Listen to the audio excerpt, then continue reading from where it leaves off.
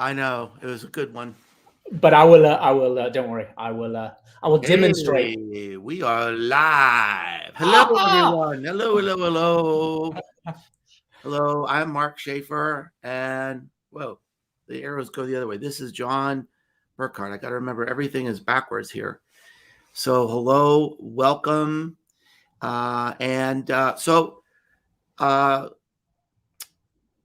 John, you want to kick us off here? I think you were going to introduce me and I was going to introduce you. Yes, that sounds perfect. Hello, everyone. Welcome to Doodah's webinar featuring Mark and John. Mark, oh, wow, goodness me. So Mark has written many books, many my favorite books. You can see him behind me right there in a Lego frame. Thank you very much. Marketing Rebellion. The most human company wins. Return on Influence. When I first met him 9 years ago, we have tacos at South by. We go to the lake where he lives, and we talk about life. And eagles fly above us in serene moments of beauty. That's us. That's him. Because I'm telling you, he has got some deep thoughts, and he is also incredibly tons of fun as well. He's got that combination. He's a little bit like Leonardo da Vinci, to be honest. That's Mark Schaefer. And most importantly, he allowed me to introduce himself in sunny Bournemouth. And my final word was, and he writes all these books, and he's not an asshole. Because guess what? He isn't. He isn't. I remember that.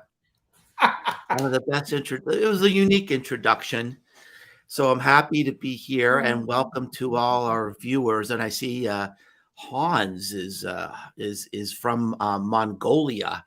And fun fact, the first book that I ever had translated into a foreign language was the Dial of Twitter book, was translated into Mongolian. Who would have guessed?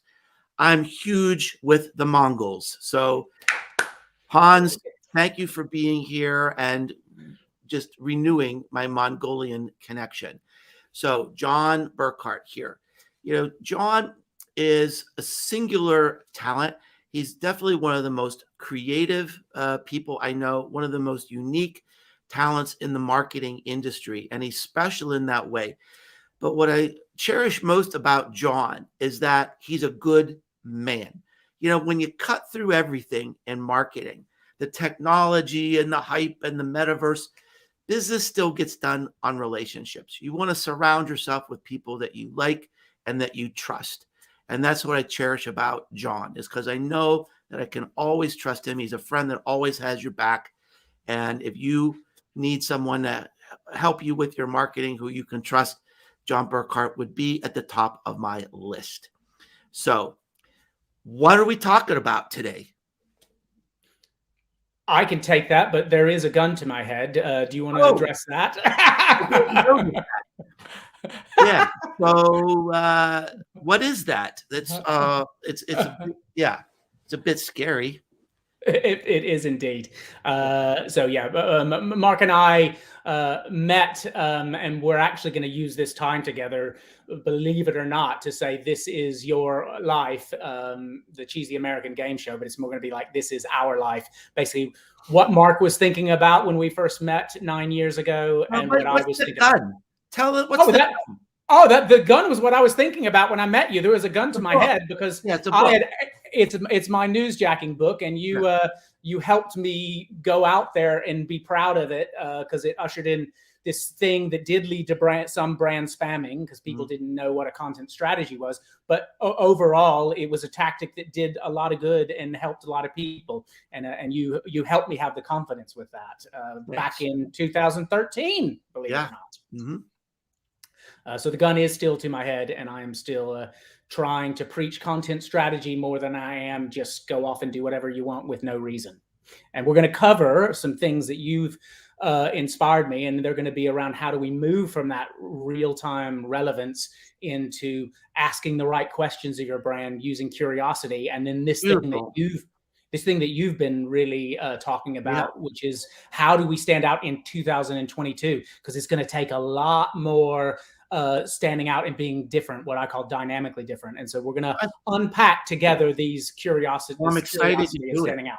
I mean, I think, and I just wanted to, welcome all the other people who are joining us. I'm so grateful that you're here. And I think this idea, John, of standing out, I can't think of a more important question. Isn't that the question burning for every business, for every marketer today?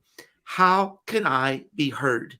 How can I be seen? How can I stand out and be discovered in this world? And it's hard. It really, really is hard.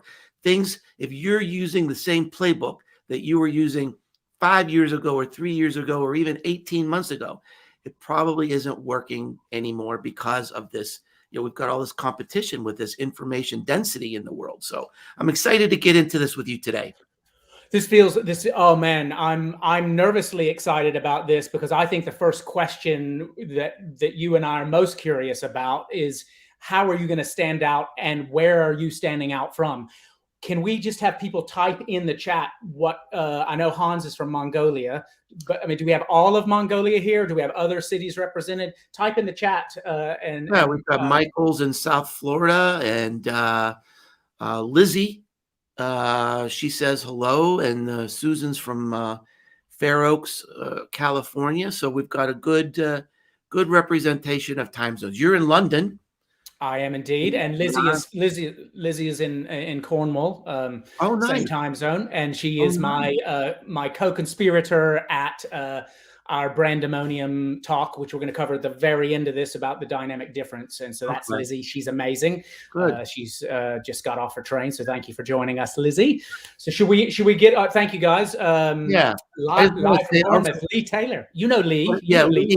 Lee is from Bournemouth, and you got people from Washington State and New York, and so this is wonderful. Okay, let's get into some content for these fine folks today. We will. That's for you, Lee. Okay, that's our football team. Yeah, here we go. Oh man, let's share screen then, Mark. I think is what you're asking for. So here we go. Let's kick this off right. Apologies, there may be a couple of keynote speakers in swimwear. You're going to have to deal with that mental image if it does indeed pop up. But look at that. Yeah. Look at that, everyone. Down the rabbit hole. Come on, Alice. Let's get back to it. All right. Let's go play. And Mark, you can tell me if you can see that. All right. Yeah, I can see it. Okay, let's go for it. Okay, and then nice. Okay, guys. Mark's already said who I am, so we don't need to cover that. We're going to cover the 9 years of Mark and John. And of course, we have to start with my obsessive love of TikTok and Boomerang, and Mark allowing me to basically just boomerang the heck out of being at his lake pretty much every summer for the last years before COVID.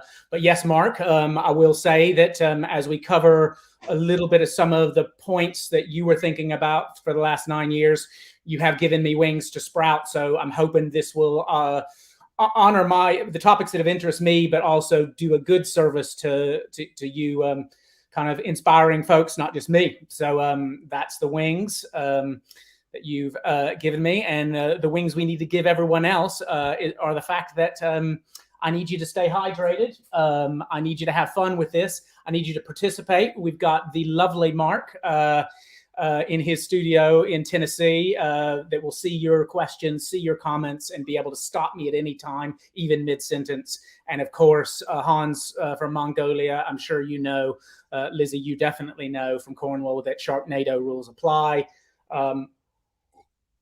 We do know those as basically, I want you to be able to ask anything, because if a junior executive in Hollywood was able to go into an office and say, I want to film about tornadoes with sharks swimming around in it, then that means that there are no bad ideas. There are no bad questions. There are no bad comments. This is Sharknado rules. So Hans, you ask away. Whatever is on your Mongolian located mind, you go for it. So here we go. First off, Mark, you have been a preacher of standing out for many, many years. And I really think you, of all people, hate it when everyone just follows the crowd, when everyone says, okay, there's a plane, it's flying above Congo, someone smuggles an alligator into their handbag onto the plane. The alligator comes from the back. The flight attendant runs to tell the pilot. All of the people follow, just follow the crowd, follow the herd, and the plane crashes. I don't want that to happen today. I want us to be able to look at standing out and not be afraid. We don't need to all run to the front of the plane. There are going to be no plane crashes here. What we will have is a little bit of enthusiasm and inspiration from one of the books that I've authored, and many of the books that that Mark has authored, because I have been inspired, and I don't mind, even if it slightly embarrasses Mark, to bring up quotes from his book that have inspired me. I won't harp on it because that would be weird. But yeah, so don't worry. We're going to reference some books that you can get with a book list on the end of some other authors that have inspired me. The newsjacking thing was about finding a voice in real time for your brand. You know, if something like the Oscars is happening or the Super Bowl in America, does your brand have a right to say something? Sometimes that led to brilliance, like the Oreo tweet, which came out actually after our book had already been sent to publisher, but it kicked off newsjacking, even though we'd sort of invented the term a year prior. But this is what Mark and I definitely don't advocate. We don't advocate the ready, fire, aim. We've both spent our careers in the strategy side of things, and we definitely think you got to know who your target is. And I'm going to talk about building a small army and the importance of that small army in a wee while. Mark was the one who said you got to be proud to stand out and proud to acknowledge things. You know, when newsjacking was one of the words of the year, he said, you should claim that. Yes, it's 4 years later. Yes, other factors came into play with it, but you should stand on a stage and claim it. So thank you, Mark. Mark Masters, who's on the call, I stood on his stage and claimed it. And I'll be with Lizzie at South by and having many breakfast taco, if not proper tacos, with you, Mark, in a month's time, because some of this stuff is new content. A lot of it that I will be presenting at South by Southwest. So you're all getting a sneak peek, ladies and gentlemen. And the reality is, daring to ask tough questions and daring to stand out. We all don't have budgets like Red Bull. Yes, I got to work on Red Bull. I got to fly airplanes, not me personally, down the Thames, but kind of be involved in that, in the Red Bull air race. But I've also know that I come from another world, and I'd like to say that I'm well adapted. This was a drawing someone did in my Lego workshop. They created me out of Lego. And the reality is, I hate to admit it, but brands get a little too serious. I'm going to be working with a law firm in a month's time, and I'm going to introduce Lego Play to them, and I hope that they can solve some problems and they can feel it and they can be proud of it. We're going to talk about this thing called the IKEA effect, where you're proud of something that you built. So again, other things. Mark challenged me to try to have a couple of images that nailed my career. I've never had a cat before, but this cat has been the love of my life. And Mark, I don't know if he even knows about the 1 cat rating that his Cumulative Advantage book has. But Mark, I hate to embarrass you, but this lovely woman gave you all 5-star reviews on every category, except for the fact that you only mentioned cats once in your amazing book, Cumulative Advantage. Did you know that you got a 1 out of 5 cat rating for Cumulative Advantage? Or I actually did. I actually saw that review. It was one of the greatest reviews ever written, because she gave me, 5 stars for everything else except that I didn't have cats in it. So don't you think she is dynamically different? Like, I really thought that was yeah. I think you should be very proud. You have this other image we'll show in a bit of people reading Cumulative Advantage, but I think you should be very proud of that 1-star review. It's really to me, when I read that, I was just like, this one day I'm going to get a 1 cat review. But the reality is, you mentioned, Mark, Leonardo da Vinci several times in the new book, and he's inspired me. He's 501 or 2 years dead, and the Vitruvian man was the essence of curiosity, because he was curious about math and science and curious about art. And he found out that, man, we are the center of the universe, so close to being God and also so close to being a devil. But the reality is, what I want to ask the captain of curiosity, based on how he can help your businesses, how can he help you guys develop websites and content, I want to ask him, what would you think of something so different and what so odd that is the way a brand behaves, like the Wrestling Federation, WWE?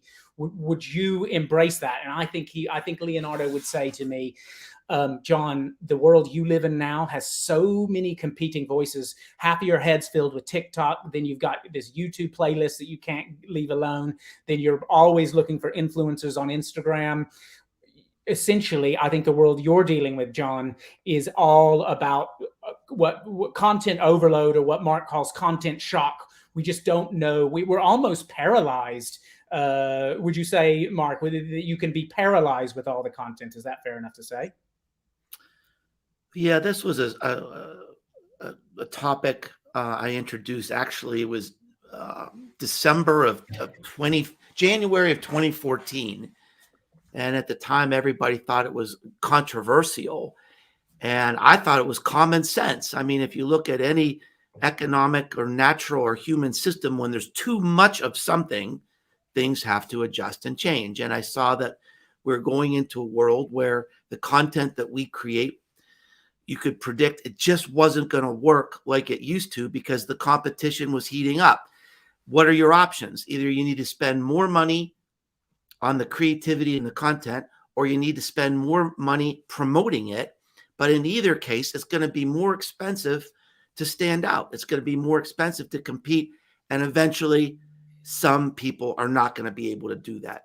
And my projection and forecast was that the content marketing wasn't going to be sustainable for a lot of businesses. And I think I'm right. I think I've proven that out. And I think we continue to see that every day today. Absolutely. And we're not all going to have Red Bull type budgets. We're not all going to have, the budget of your coffee shop down the road, one person band. And we're certainly not going to be able to handle this question I posed to Leonardo da Vinci, which is like, what would he think about SmackDown in lockdown? SmackDown in lockdown was basically the most different use of technology I've ever seen. Essentially, this wrestling federation, I hate to ruin it for some of you guys because I know you don't like spoilers, but wrestling is fake, but it is entertainment.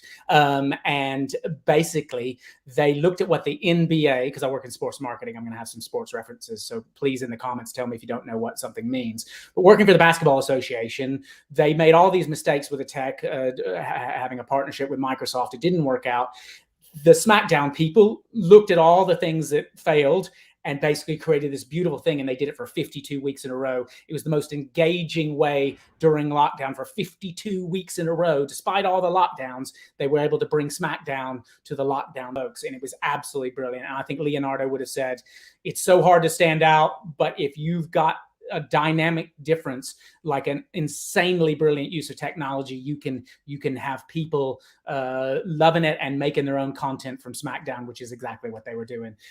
You don't have to take a risk and end up failing like Harley Davidson trying to get into perfume called Hot Road, which no one ever really wanted. You don't have to be a toothpaste brand concerned with oral hygiene and think that you're going to get into garlic breath and start selling beef lasagna.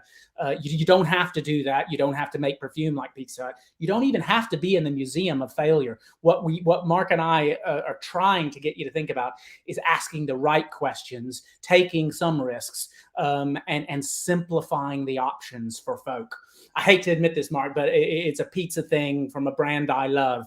But I genuinely think, in all the content shock and all the craziness, Domino's simplified it down. What we can learn today was, if you really know your audience, what I'm going to talk about, this building of a small army, if you know that they would love to simply basically send one pizza emoji to you, and they automatically, you would know what that means because they have a favorite order on their account.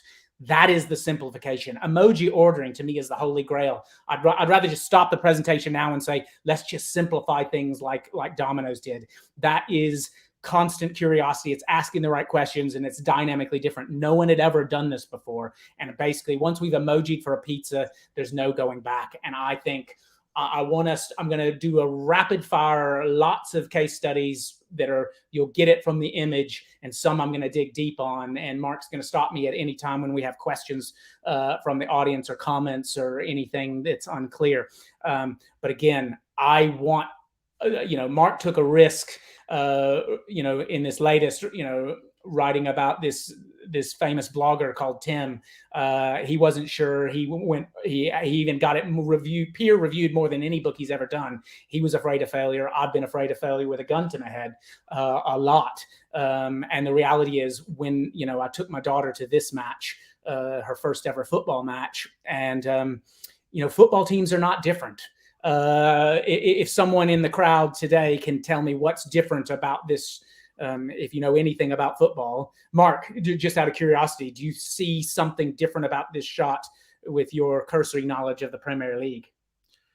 One guy's sweating and one guy isn't. Very good, very good. Is anybody else noticing something, particularly in the world of advertising and brands, that is a shock to this photo? Because this photo is not real, and that is basically the fact that there's never been a Premier League jersey without a brand sponsor. If you look at it, the crowd that is chasing the crocodile to the front of the plane and crashing, that crowd is beer brands and betting brands. Beer brands and betting brands are the only brands that sponsor sport. Basically, they take up like 60% of English football. But what I would love to unpack is how can a brand take basically an oat flavored milk drink, and how can they be a sponsor, and how can they make international news sponsoring the greenest football club on the planet? The game called FIFA that EA make have said this is the best, most different, most interesting brand sponsorship ever done in all of football. And it's because this brand was thinking differently. This club, Forest Green Rovers, was thinking differently. And the reality was they stood out. They have a stadium completely built of wood. They don't serve anything but vegan food. Their grass is cut by a machine that doesn't use pesticides. They are a purpose, passion, belief, and they are the epitome of constant curiosity and dynamic difference. And I want to unpack that, but I want to do it in a very sound, logical way. So if we pretend that Mark and I are Leonardo da Vinci, like painters, then I want to say that when I first met Mark, that was the Milanese period of Mark, and we're going to cover his Milanese period books and what I was thinking at the time. And then we moved on. Obviously, that was some amazing works like The Last Supper and Vitruvius Man. But then the Florentine period was this latest period of marketing rebellion right there, and cumulative advantage. And for me, it was about dynamic difference, which we're going to cover. And my question at the very end of this will be, what's next, Mark Schaefer?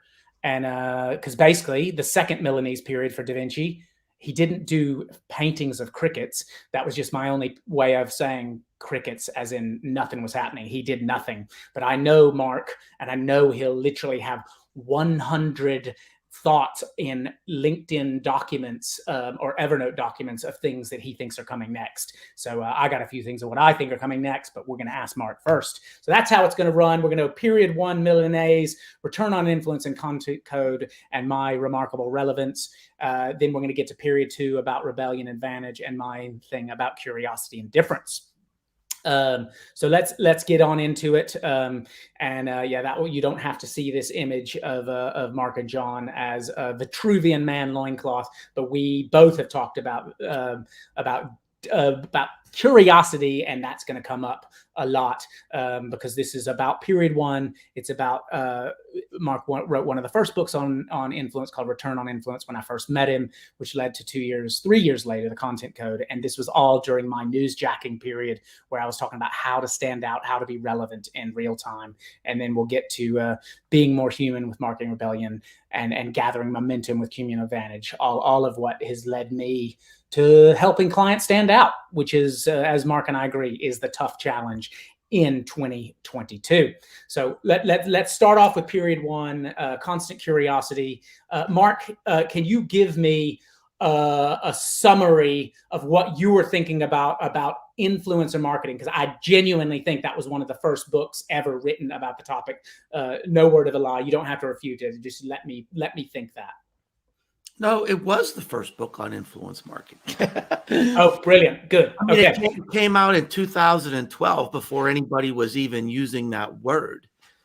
And the thing that really led me to that was, it took me a long time to figure out what I was good at. I wasn't good at baseball. I wasn't going to be an astronaut when I grew up. But eventually what I figured out is I'm good at seeing how trends come together. And I saw how the world was changing very quickly in unexpected ways with the internet. The power was shifting from big media companies and broadcasting companies to us. If you had Wi-Fi and a keyboard, you could have an impact on the world.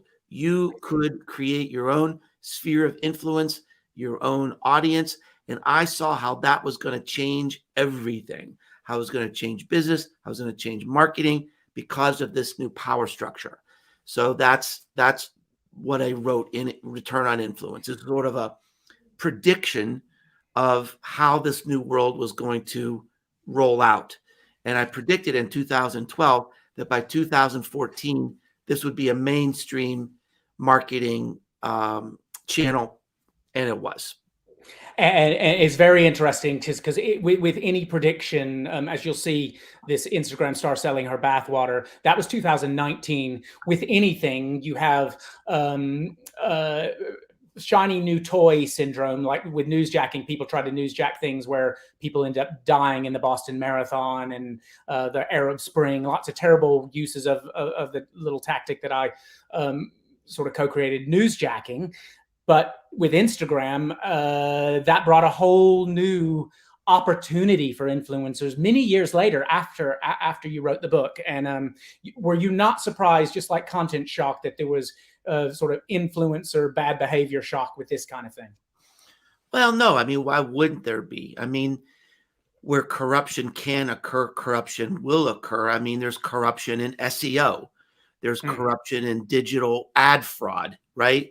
So unfortunately, most of influence marketing, 99.9% of it is good and great and useful, but the silly things that happen, that makes good news. That's what's going to get promoted. But it doesn't mean that influencer marketing is wrong. It doesn't mean SEO is wrong. It just means there's a few bad players, and there always will be.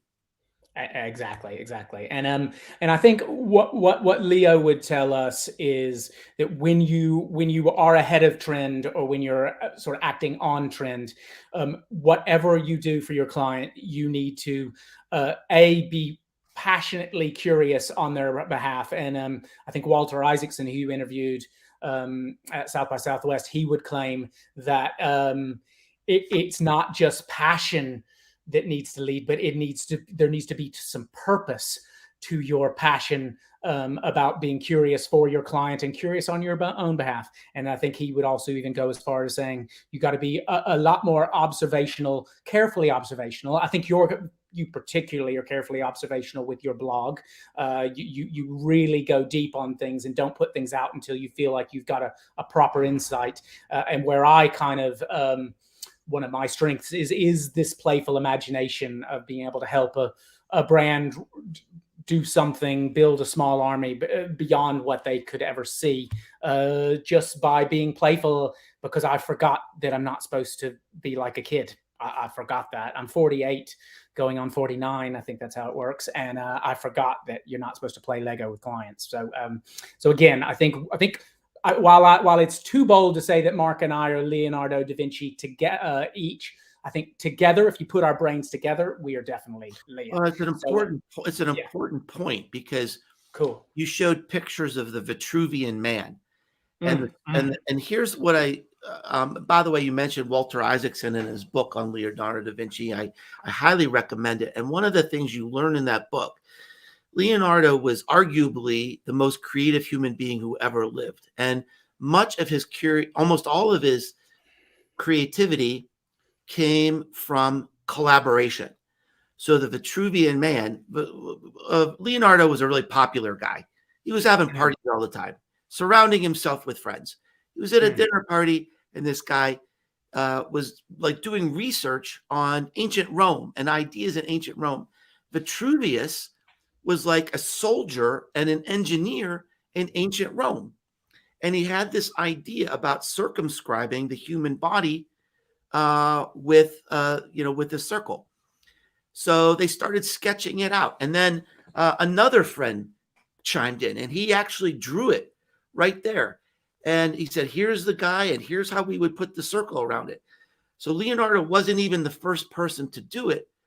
But of course, ultimately, the creation of Leonardo da Vinci was something profound, something unique, something that has stood the test of time because of his unique genius. But by talking with his friends, it actually led him to go get to research and get the original documents from ancient Rome to learn about this idea. So in a lot of his paintings, there was collaboration. When in his early art, he would say, oh, you're good at doing animals. Come do the animals in this painting. Oh, you're good at doing, stars. You do the stars in this painting. So his early paintings were all collaboration. Some of his greatest ideas were collaboration. So I think there are limitations, John. When people say, think out of the box, I think we all kind of have our own boxes. And the real power comes is when you combine boxes, right? When you combine experiences and diversity and new ways of thinking, that's how Leonardo worked. And that's how I think a lot of creativity works today. Absolutely. And I think some of the examples I'm going to land, we should really unpack what it combines, combining this or this, and where the imagination came in from those collisions of unlike things. And I love one of my examples of being playfully imaginative is his brain. What Walter, when you got to interview him at South by, what he said was that a couple of his guys that he's interviewed, guys and ladies, sorry, Jennifer Doudna from CRISPR Technology is his latest unbelievable biography of her. But with Steve Jobs and Albert Einstein and Leonardo da Vinci, all of them had in their notebooks a quest for why the sky was blue. They look at obvious things that none of us ever care about. It's like, well, it's just blue because it's blue. But also, they were able to look at little minutia things and make discoveries there that just for fun. Like, for example, Mark, just out of curiosity, how many times do you think a woodpecker can wrap its tongue around its head? Any guess? I don't know. Well, how about this? So that's gross. Yeah, it's really gross. So that's so believe it or not, his drawings in his notebook, someone looked at him after he's dead and he found out, yeah, he was even concerned about little things. So even little details, little details like because Anton does helps companies do websites, and there's so many tiny details that even the little one of these consultant speaker guys like us, Mike McAllowitz, on his website, he has people who hate me, people who love me. And if it's people who hate me, it has a link that goes to the American Center for Counseling, because you shouldn't hate people. Just little tiny details are a big deal. And essentially, Da Vinci said, if you're not asking these questions, then you're not winning. He said, you need to question all the things that you just assume are true. Why is the sky blue? He said, you need to challenge these deeply held beliefs and why a website should always be like this, why it should scroll down, blah, blah, blah. You need to say to yourself, everyone is doing TikTok this way, but is that the right way to do it? could we not do it this other way, or all websites are designed this way with waterfall technology? Could we not use agile? And again, one of my favorite things, Mark, is not the asking why. Simon Sinek wrote about that in a brilliant book, but it's asking why not. Why not do it this way? And I love in my workshops to be able to cover all of these assumptions, beliefs, prevailing wisdom, why and why not. I just learned that from Leo there. Here's a why not question. Netflix going about their way, curiosity wise, Disney decided that they wanted to do a Netflix, believe it or not. So they called it Disney Plus. Just for bonus points, Mark, or anyone in the audience, if you're looking at the comments, does anybody know why it's called Disney Plus? Because this has a huge implication on curiosity and standing out. Anyone? Mark, you venture guess if no one else does? No, I mean, I don't know. I mean, it's got to be something Disney, obviously, because it's such a powerful brand name. So you start there, but I don't know why they decided on Plus. Okay, so most people think it's because it's Disney plus Marvel, Disney plus some other sub brands, Star Wars, etc. Yep, fine. I'm happy for people to think the obvious, because that is exactly that. But the reality is, it was something deep in the head of Walt Disney. He applied curiosity. He basically said, I'm all about possibilities, opportunities, and curiosity, and opening doors, creating possibilities, just like Mario said there. And basically, I'm not going to tell you exactly. I'm gonna leave that to the end to see. I'm going to tell you, because the reality is a huge lesson in storytelling is all in, believe it or not, that why Walt Disney called it, wanted it to be called Disney Plus, and why they honored his life by calling it Disney Plus. It is not an obvious thing, but I hope you're curious to stay to the very end, because Mark and I will definitely be here for the next 24 minutes. I hope you will be, because you'll get to find that out at the end. I hope you're curious. I hope you're curious on a scale of 1 to 10, or if some of you like animals, on a curious level of squirrel to owl. And of course, what is squirrel to owl? Well, first off, we need to figure out what is curiosity. And curiosity is just a gap. It's like, I know a lot about Twitter, and then this thing called TikTok comes along. I wrote my book about Twitter, but then this thing called TikTok comes along. I start being a voyeur. I start seeing a few little dances set to music, and I know a little bit about that because I'm obsessed with this thing called Boomerang that Instagram has. I was like, oh my gosh, that's a little bit like Boomerang. And then I know just enough to find out and go deep into the rabbit hole that is TikTok. So you got to know a little bit, but if you know absolutely nothing about short form video, then you'll not even be interested in TikTok. So it is the curiosity gap. There's got to be one. You got to know just a little bit, which I like to call just a little bit to be dangerous, to be able to want to know more. And again, the two types, squirrel and owl, have fancy words. One is called diversive curiosity, because it's this restless, like Schadenfreude or like Neptune, like that, where you're like looking, you're really like, it's you're just anxious to find out what's new and what's next. I have a lot of this diversive curiosity. But the reality is, diversive curiosity can lead to bad things. It can lead to clickbait. Like this is a shocking thing, because the reality is they just wanted you to get clicks. And talking with Anton about some of the websites and things, the reality is, the last thing you want is clickbait on your website. You don't want people to click it and then just feel let down or offended. And this is one of those let down or offended things, because the reality is this lady is pregnant, and that's just a horrible clickbaity headline.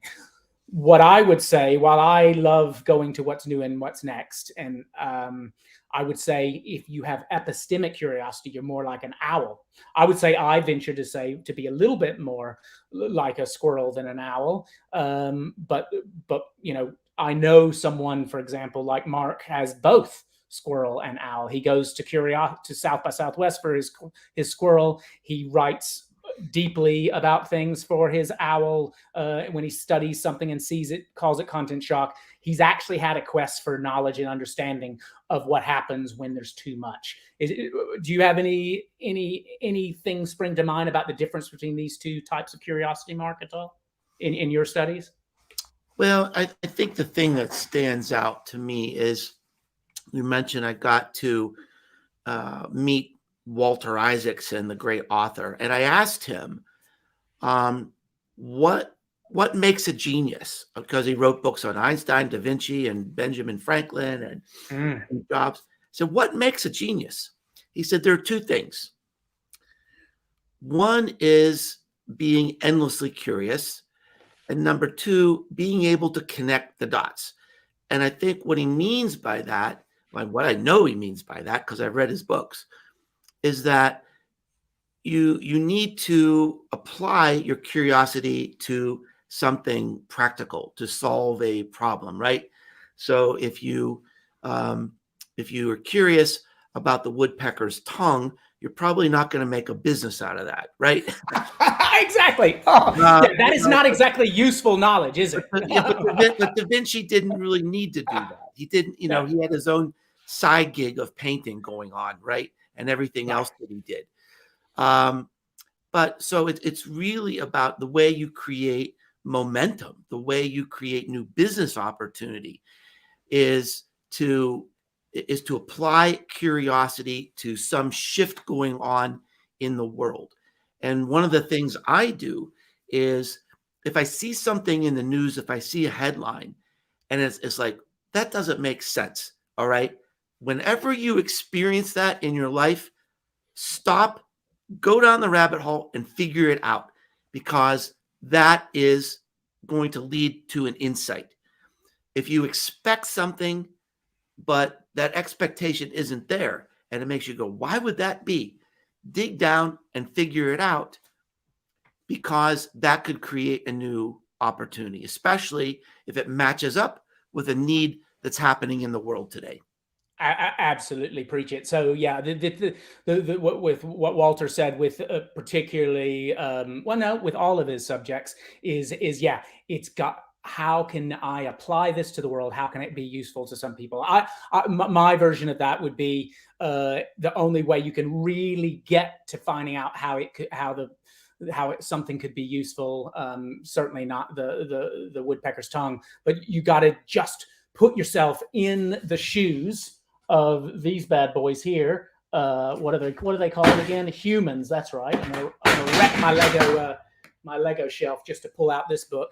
But this was literally about the most human company wins, because it's a relentless search for what the customer wants. And it ain't, I think, well, we're going to get to a quote around what this book said around 2/3 in a bit. But essentially, you got to be in the head of your customer. And I think one of the best ways to do it, sorry, your book's going down there, is to look for these little patterns, whether you want to do the newspaper, iPad news website trick like Mark, of like, look for things that really don't make sense and then stop and dig deep like that. But you got to interrogate like a toddler. You got to ask on average what the most curious human being on the planet is, which according to the research is a 4-year-old girl. I'm sure some people on the call will have one of those at home. And yeah, that's like 213 questions a day. I, in my workshops, like trying to come up with 213 questions that a small army of avid fans would want to ask around oat milk, if that's the brand I'm dealing with. I love actually using, I know you're an influencer, Mark, with BuzzSumo. I love using BuzzSumo tools. I love using SEMrush, which my man Anton used to be involved with. I love using free tools, even Answer the Public, because I really love finding out what all these people out there on the interwebs are asking about whatever topic it is, whether it's IKEA, which I've mentioned a lot and had lots of chats with in the past. But I also must say, Mark, that we've got to move people away from, rational questions. I think what we're dealing with the curiosity, particularly what I'm talking about with constant curiosity, it's less rational. These questions you can find on Google. You can find out what the difference is between BuzzSumo and SEMrush, price-wise, blah, blah, blah. I want us to, in the 20 minutes we've got left, I want us to move away from the rational. I want to go to questions like Firecracker questions. This is what I would love if I had interviewed Walter. I would have been like, everything you've done with all the people you've asked, it's been because they've taken a question that leads to a truth that everyone knows, but they're afraid to say. Steve Jobs was like, it's all about cutting it down to the simplest parts in a beautiful way. It was reductionism.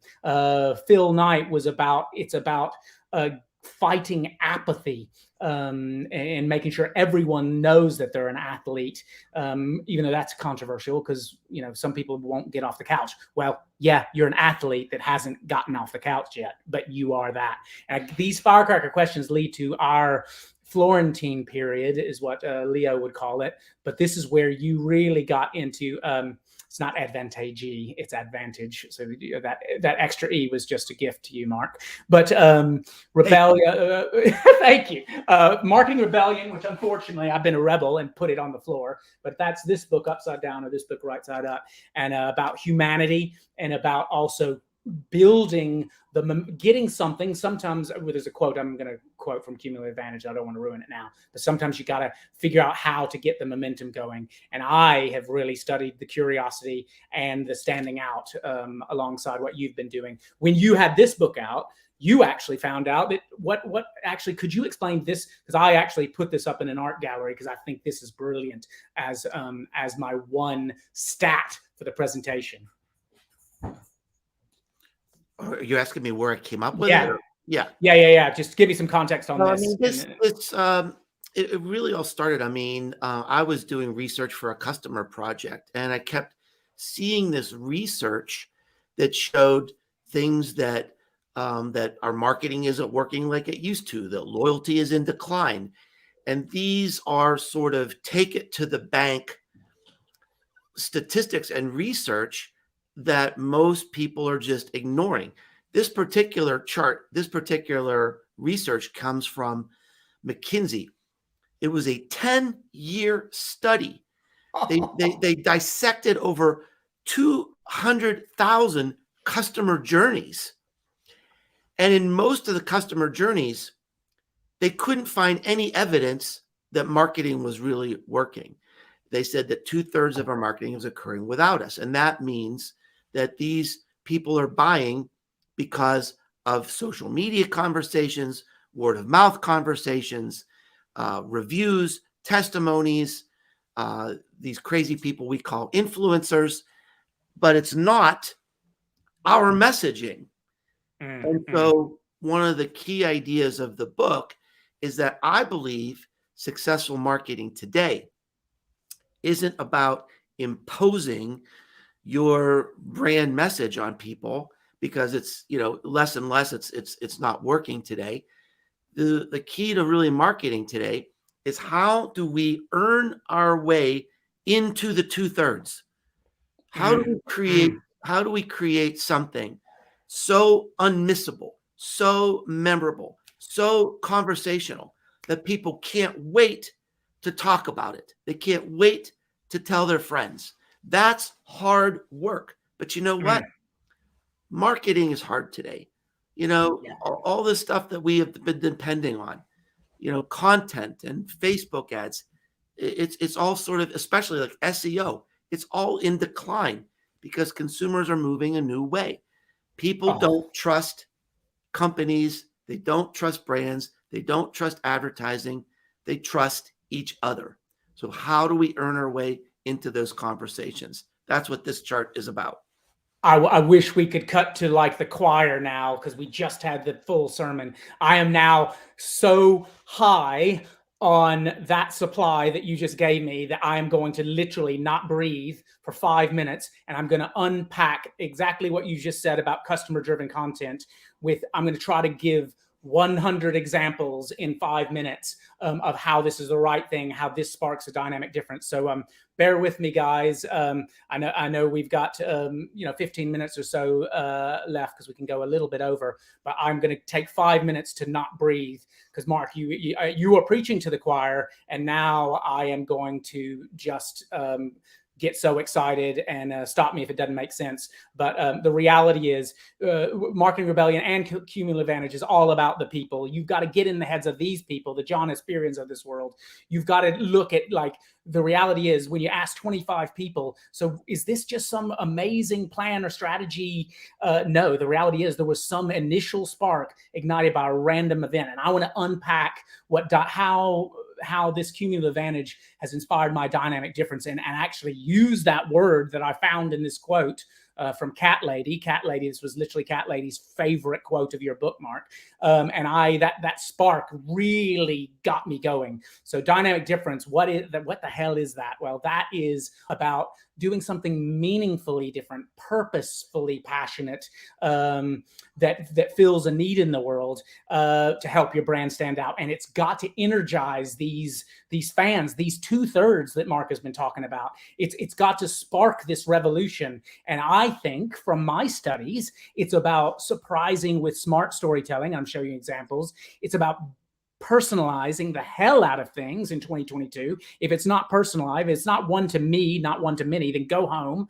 It's about amplifying those people, those little army, those little people that you know are going to love it.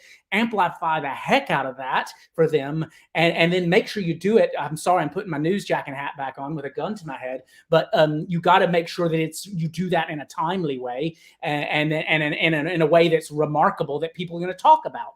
And finally, if this all works, then you can have that momentum that Mark talks about in cumulative advantage. You can have this word I love called kinetic, because that's all about energy and something sparking something else. Now, I got to somehow give you loads of examples of this. Okay, well, thank you for the challenge, because I'm going to do just that. I'm going to start with Netflix. I Netflix and chill with my wife, which means sitting on a couch and watching things.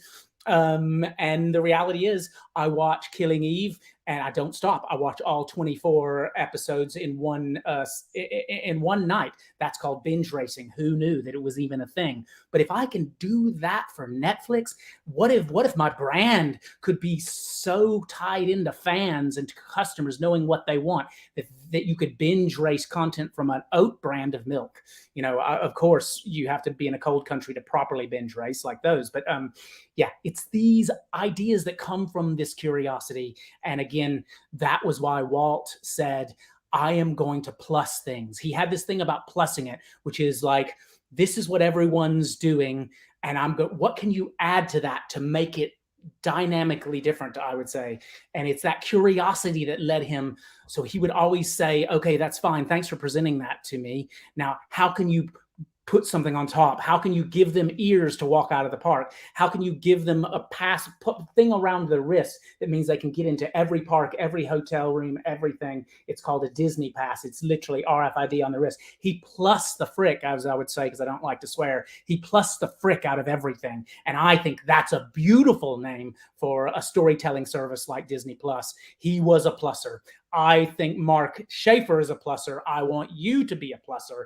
And the whole study of constant curiosity and storytelling led to this plussing effect. But then again, it's got to be one to me. It's not one to many. It's my Wolves team that Lee Taylor and I sponsor, love and support. It's a guy wearing his wife's dress and saying, that shirt is really weird, that new kit of yours, and then giving him a free shirt, and he getting loads of attention, and then just being one to me, not one to many. It's about looking for who's crazy about us and how can we amplify those crazy fans, who will love it the most and why. It's about Otto Den Haag.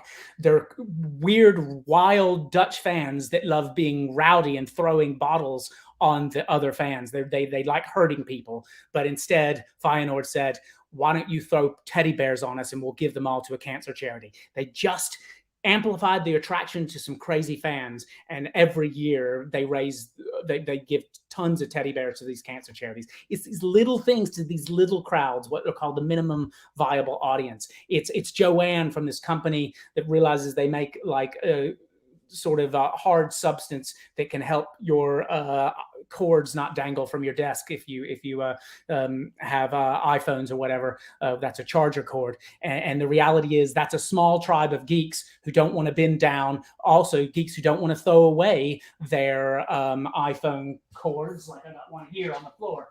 They don't want to throw these away when they have a tiny tear. They want to save the planet. And tech nerds who love Lego and saving the planet, that's a small but increasingly large army. But I want you on the call, Doodah fans, to think of who your smallest army is and own those first. And then you got to do it in a way using your newsjacking brain to make it relevant and make it where they'll share. If you're an Argentinian football club and you know the ultras all have tattoos of tigres on their arms, well, then put your season ticket holder using RFID, implant the tattoo of the season ticket underneath their tattoo, and don't make any of the hardcores have tickets. That is dynamic difference. That is going to create your fan-led content. Just like the El Paso Zoo said, don't worry, my wife, I've already bought her flowers because it's too expensive on Valentine's Day. We've been married a long time. Some people are trying to do something special for Valentine's Day in a couple of days' time, but El Paso knows some people have a bad memory of Valentine's Day. Why don't you name a cockroach? Name Ricky H or Curtis Z. Name your ex-lover name a cockroach after your ex-lover. This has made international news. They've been doing it for 5 years. It's dynamically different. It is absolutely standout stuff. And I love their strap line, even though it's a pun. Quit bugging me. Again, Mark, I would say you pointed me to this. There are moments to create momentum. I'm gonna breathe here. Do you think what moments do you think could create this momentum? Because you were the one who pointed me to this book called The Power of Moments. Do you have any thoughts on the specific moments that could create your momentum, Mark? Well, I think what I talk about in the Cumulative Advantage book is something that's quite interesting and I think hopeful, in that most of the moments that create success for a person or a business are random. If you look at, if you start to dig down behind the success of any entrepreneur, business leader, or company, chances are you'll find some little bit of luck involved. Maybe they were in the right place at the right time, or they were inspired by somebody else. We sort of have this myth, especially in America, about the American story and pulling yourself up from the bootstraps. But the reality is that behind every success, there's probably something random that happens. And so this is interesting, but I think it should also fill us with a lot of hope, because it shows that we don't need to have a big college education from an Ivy League school or $1 million in the bank to be successful. We just have to be aware of what are some of the opportunities that are around us, some of the doors that are opening all the time. Can we see that as a spark that leads to advantage? We talked earlier about applying curiosity to a need, a shift in the status quo. So it's all about really looking at these opportunities and seeing, how does it fit in the world today? Can we solve a problem in a new way? That's what leads to opportunity and advantage. Oh, preach it. Wow. Okay. So then now you've got me sparking yet again, Mark, because the reality is, while Power of Moments got me thinking about these peak moments and these end moments, you also have to think of new opportunities to grab someone who could be a small army, but they could be fan for life. Like there's a tiny football team near where I live on the other side of London, Accrington Stanley, that has always given fans of age 6 or 7 their first jersey. And of course, they have a massive following of young people that leads to them being old. I love that. I love, that one of the first moments when you walk into my coffee shop is you see a wheel and you can spin it. Instead of winning 1 free coffee with a loyalty card filled up, you could win 5, or you could win a cup of free water if you lose. So it's those kinds of moments when you walk in, like that's the chance to grab people. That will be the peak memory of what they remember when they enter the store or even when they leave. And again, like when you enter a Slovakian hockey arena and realize you can't drink beer in the hockey stadium. Well, if you give someone a beer bottle that's plastic that has a whistle on top, On TV, it looks like everyone, 30,000 people, are drinking your beer as they make noise for their home team. It's these little things. It's MRIs for kids turned into pirate ships. Or my client, Siemens, said, no, let's just get a deal with Disney and we'll play actually the films here in 2021 when a kid's getting an MRI, and they'll relax that way. It's the end moment of when someone is in a coma with COVID, like my mate Craig, and he finally recovers from COVID and he gets to ring a bell and everyone cheers for him, and he goes out to the streets and there's a brass band playing. It's Leonardo DiCaprio sucking it because he never wins the Oscar. He always loses, except for this one time when he won. He won, and all of a sudden he won. And when you left the theater in London, the Odeon, which is the name of the theater, was not called that. It was called the Lee Odeon, named after Leo. And it was a beautiful, I know I talk about Leo too much in this talk, but nevertheless, it was a beautiful end moment. How can we spark those moments? But what if they want to, just like the Lego creation thing, what if they want to do it themselves? You know, IKEA, yes, it's where I've had many fights with my wife.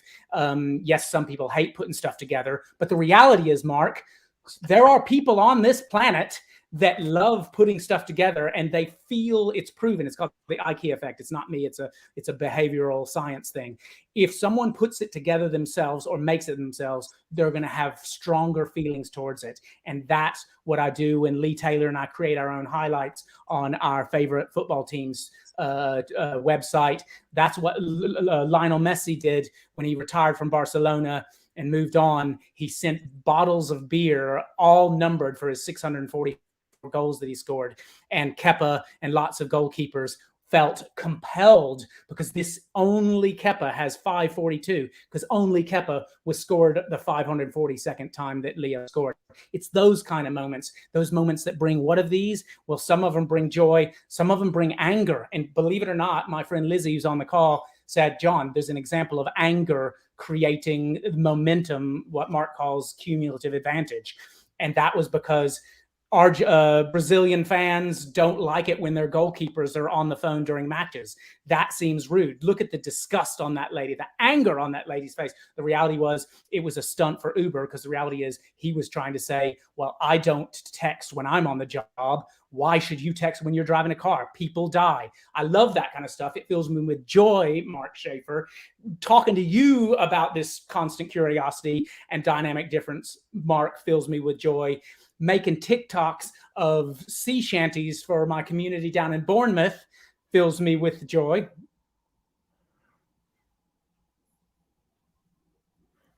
Not playing. Yeah. That's all you get. That's all you get, man, from that. And the reality is, it's nighttime and where some of you live like me. I want you to be constantly curious, dynamically different. Read Mark's books, read my book, Singular, and some of the books I've contributed to. Ask lots of questions. Like this, my favorite example. I love ending on beer because that's the way I end the evenings lots. And that's, there's a problem here. How do we use constant curiosity? Ask loads of questions. People can't get into the center of Brugge. The trucks can't even get into the center of Brugge because of the tourists and because of the way it was built. So they build a pipeline and they put the beer in through the pipes below the city. Absolute genius, absolute constant curiosity used to make them dynamically different. Fan-centric, 2/3 of the people love that. All fans love looking at the beer pipeline below Brugge. It's made international news. It's even helped people make fun of Brexit.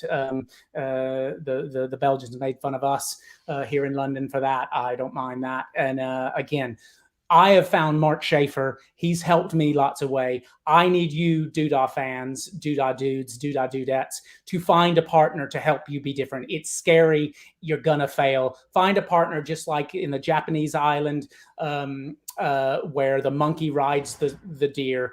The monkey helps groom the deer. The monkey gets free transport for helping groom, the grooming and the feeding. Find your deer to ride.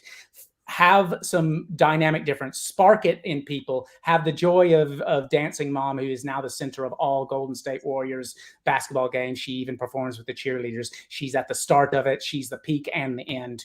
Again, this is what I'd love for you to do. Anton, you've been brilliant for letting Mark and I have this platform. I would love for you to start, as Mark says, have a rebellion. do customer-centric stuff, be dynamically different, like I say, get this cumulative advantage going.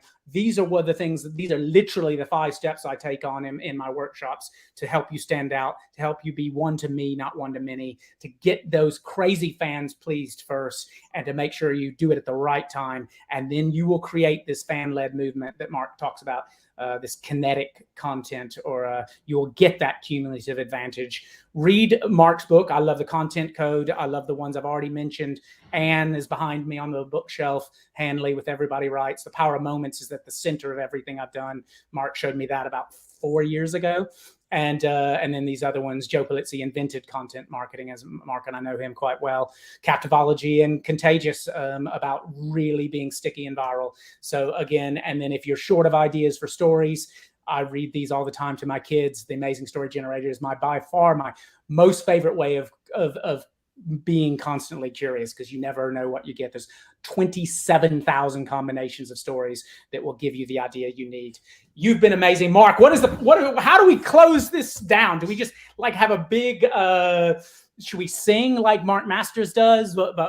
Any final thoughts on standing out and being dynamically different for the Doodah dudes and the Doodah dudettes? What do you think, Mark? Well, here's how I close all of my talks. Okay. Is that, listening to John, it's sort of can be overwhelming, but it gets down to this, is that I want to just encourage you to, the most human company wins. So just reflect on what you're doing. If you're doing stuff that people hate, stop it. Double down on what people love. Be curious about what people love and find those seams of opportunity, and be the most human company in your niche, the most human insurance company, the most insurance museum, the most human museum, the most human opera, the most human university. That's who's going to win in the end. So thanks, John, for having me, and Doodah and Anton for hosting us. Thank you so much. And thanks everyone for joining. Yes, thank you, everyone. Have a lovely evening, afternoon, morning, whatever time it is in Mongolia, Hans. Thank you for all for tuning in. Our community, you are the media. I see Gordon Fong in full Fong effect, which is beautiful alliteration. He also has just a head you want to rub. Anyway, love you guys. Colin, thank you so much. Anyone else we need to shout out for as we whistle the night away? I'm going to go have a beer and see my family. But Mark, thank you so much. I'm going to have tacos. If any of you guys are in South by, Mark and I are having tacos there, and we'd love to have you. But this is Austin, Texas in March. I know my guys from Filmily, from Totness, or have been on the call as well. And we're doing special things in sport and fan engagement there. So thank you so much. We'll shut this show down because you need to go get on with your lives. But yeah, Mark, you've been the ultimate wingman, my man. Thanks, everyone. Have a good one.